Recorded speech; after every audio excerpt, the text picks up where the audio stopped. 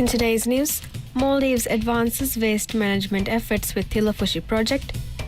President appoints former Commissioner of Police, retired Ahmad Fasi, Immigration Controller, and Asanda to support dual insurance once again.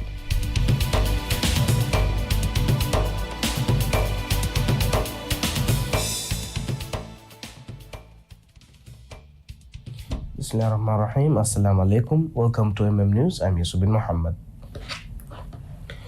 The Maldives is making significant progress in modernizing its waste management system through the Greater Male Environmental Improvement and Waste Management Project, a two-phase initiative aimed at establishing a sustainable solid waste management system in the country.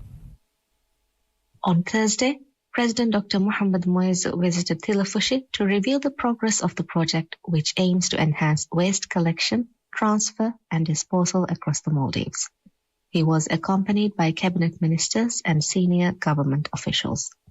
The first phase, funded by the Asian Development Bank, the Japan Fund for Poverty Reduction, and the Maldivian government, includes upgrades to the Tilafushi waste reception facility, the establishment of new waste transfer stations, and the construction of facilities for demolition waste processing and vehicle dismantling.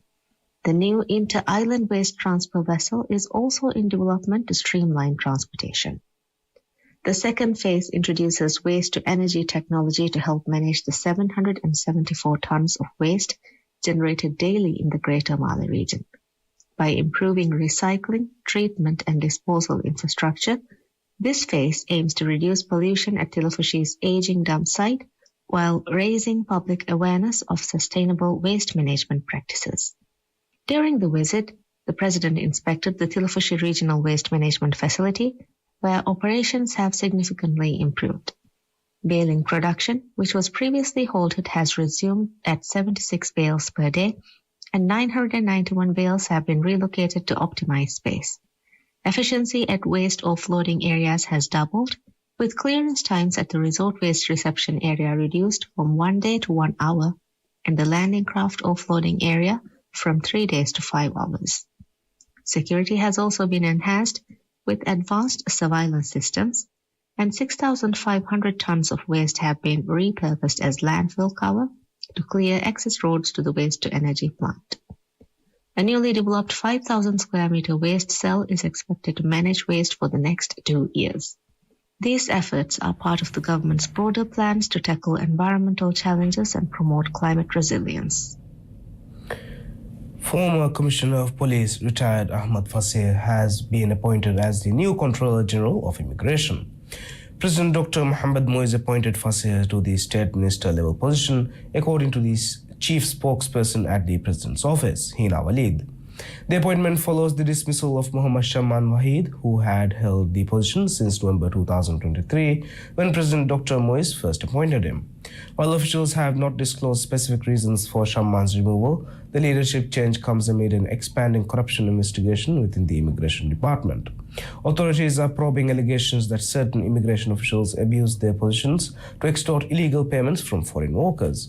Police sources confirmed an ongoing investigation, which included a March 20, 2023 operation where authorities searched a residence and detained 3 suspects.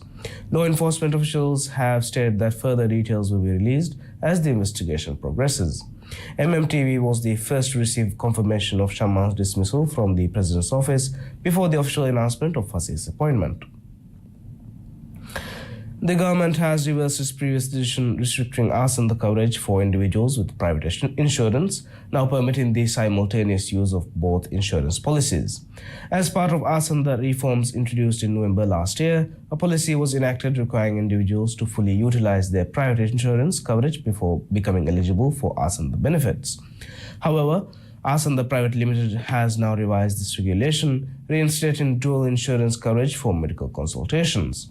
According to Asanda, under the revised policy, private insurance will be billed primarily for consultations, with Asanda covering any remaining costs. This amendment aims to reduce financial burdens on patients and improve access to healthcare services. Concerns had previously been raised regarding the financial strain imposed on individuals under the former policy, particularly for outpatient treatments. While last the coverage remained available for hospital admissions, outpatients were required to cover expenses not included in their private insurance plans. Discussions are currently underway to expand rural insurance coverage to other non-admitted treatments. However, an official timeline for implementation has not yet been announced. We'll be back after a short break.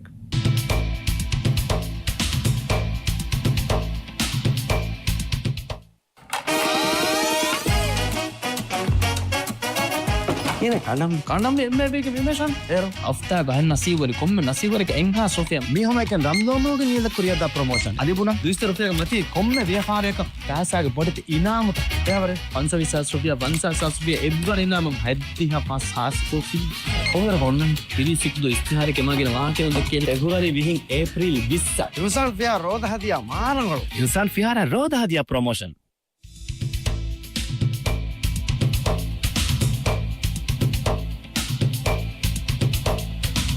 Welcome back. Maldivian, the national carrier of the Maldives, has announced an increase in flight operations to accommodate the growing demand for travel during this year's Eid al-Fitr holidays. With a 15-day holiday period, including the last 10 days of Ramadan and the Eid celebrations, many people have already begun departing from the capital to visit other islands. To support this movement, Maldivian has scheduled 30 additional flights to 11 islands across the country. These flights will operate between March 29th and April 5th, ensuring that passengers can travel conveniently ahead of the festive period. Among the destinations receiving increased flight services, Ciangan will see the highest number of additional flights, with 8 extra trips scheduled. Other islands benefiting from expanded operations include Ha Dal Krudufushi, Ha Alif Hanimadu, Alif Alif Horafushi, Ba Funadu, Lam Kaddu, Gaf Dal Kadeddu, Gaf Dal Mawarul, Gaf Alif Kurdu, and Gaf Dal Farismatola. In addition to scheduled domestic flights, Maldivian, which operates a fleet of 25 aircraft, including 11 seaplanes, has also announced special seaplane operations to accommodate the increased travel demand. Seaplane services have been scheduled for Ba Fuladu and Fehendu, providing greater flexibility for travelers heading to these destinations. As is customary during peak travel seasons, Maldivian continues to adjust its flight operations based on passenger demand. The government introduced key policy changes, tackled national security concerns, and advanced infrastructure projects over the past week. Authorities intercepted a drug shipment containing 3.5 kilograms of methamphetamine, ketamine, and heroin with an estimated street value of 6.7 million rupiah. The drugs were discovered in a safe ride consignment on March 12th and were handed over to the Maldives Police Service for further investigation as part of ongoing efforts to combat drug smuggling. This week saw a historical first in the Maldives, with the First Lady Sajda Mohammed announcing a civil lawsuit against the opposition Maldivian Democratic Party MDP and one of its officials over statements made about the president's children during protests. Legal representative Ustaza Aishat Azima Shakur stated that the accusations, particularly regarding the president's son, were false and could have long-term detrimental effects on the child. This incident has led to nationwide discussions on how political dissent ends where children's rights begin.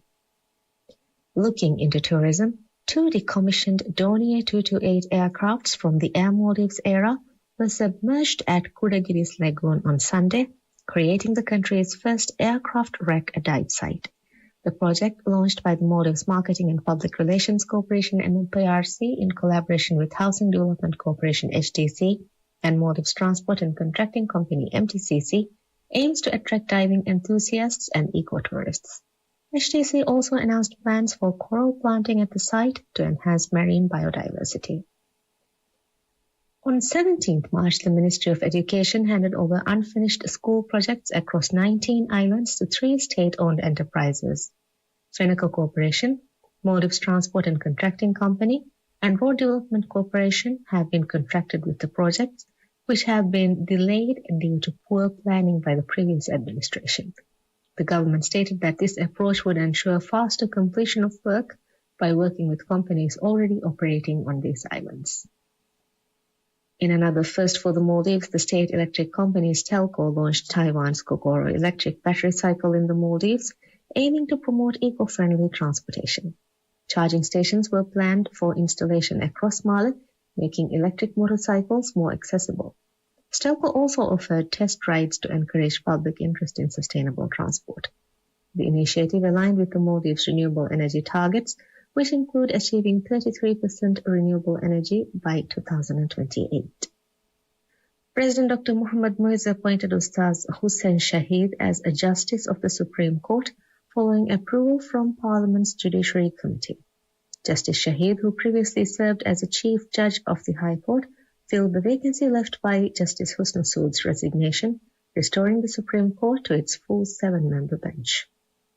The week ended with good news for public sector employees who will now receive additional allowances and improved overtime pay for work done during the final 10 days of Ramadan under amendments to the Public Service Pay Framework.